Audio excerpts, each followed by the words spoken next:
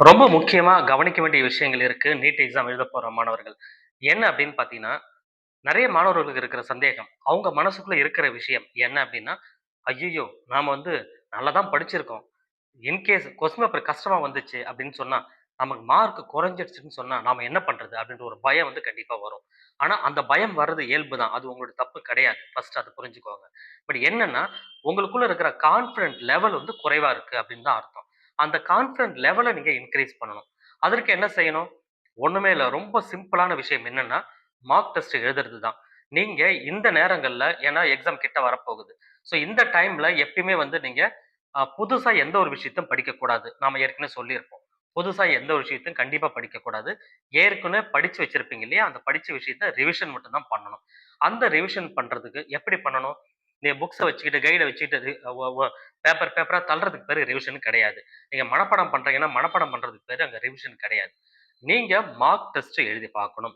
Test நீங்க ரிப்பீட்டடா திரும்ப, திரும்ப, திரும்ப எழுதி பார்த்து, அந்த தவற நீங்க சரி பண்றீங்கன்னு சொன்னா, அங்க தான் வந்து ரிவிஷன் வந்து உங்களுக்கு எடுபடும். அதற்கு என்ன செய்யணும் அப்டின்னா, ஒரு ஒரு டெஸ்ட்ட எழுதுறீங்க. டெஸ்ட்ட எழுதி முடிச்சுட்டு, டெஸ்ட்ட எழுதுறீங்கன்னு சொன்னா, டெஸ்ட்ட எழுதி முடிச்சிருங்க. முடிச்சுட்டு, அந்த டெஸ்ட்ட எங்கெங்கெல்லாம் தவறு செஞ்சீங்க, சரியா இருக்கிறத விட்டுடுங்க. எங்கெங்கெல்லாம் தவறு செஞ்சிருக்கீங்கன்னு பார்த்துட்டு, ஒரு மிஸ்டேக் நோட் ஒண்ணு போடுங்க. ஸோ, ஒரு நோட் நீங்க போடுறீங்க. இது ஒரு நோட் அப்டின்னு சொன்னா, இந்த நோட்ட 3 பாகமா பிரிச்சுக்கோங்க. பிசிக்ஸ்க்கு தனியாகும். ஸோ இதுவரைக்கும் வந்து ஃபர்ஸ்ட் இருக்கிறது வந்து பிசிக்ஸ். அதுக்கப்புறம் இருக்கிறது கெமிஸ்ட்ரி. அதுக்கப்புறம் இருக்கிறது வந்து பயாலஜி அப்படின்னு சொல்லி 3 பாகமா பிரிச்சுக்கோங்க. மேல வந்து மிஸ்டேக் நோட் அப்படின்னு ஒரு ஹெட்டிங் போட்டுருங்க.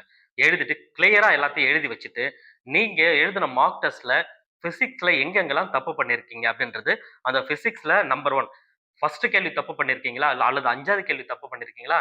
நம்பர் 5 அப்படின்னு போட்டு அந்த கேள்விய எழுதி என்ன தப்பு பண்ணீங்களோ அத ரெட் கலர்ல ரவுண்ட் பண்ணுங்க. சரியான ஆன்ஸர் எழுதுங்க. இந்த மாரி ஒரு ஒரு சப்ஜெக்ட் நீங்க பண்ணிட்டு, கடைசியா எல்லாத்தையும் இந்த மாரி ஒரு ஒரு டெஸ்ட் எழுதும்போது நீங்க செஞ்சு வச்சுருங்க. செஞ்சு முடிச்சுட்டு, திரும்ப அந்த நோட்ட எடுத்து வச்சு பார்த்துட்டீங்க அப்படின்னு சொன்னா, நீங்க தவறு செஞ்சதும் இருக்கும். அதுக்குரிய ஆன்ஸர் என்னன்றது உங்களுக்கு எழுதியிருப்பீங்க. கண்டிப்பா அடுத்தடுத்த டெஸ்ட்ல இதே கொஸ்டின் வரும்போது நிச்சயமா எங்கேயுமே தவறுகள் நடக்காது. இதுதான் வந்து ஈஸியான ரிவிஷன் மெத்தட். ஃபாலோ பண்ணி பாருங்க. Thank you.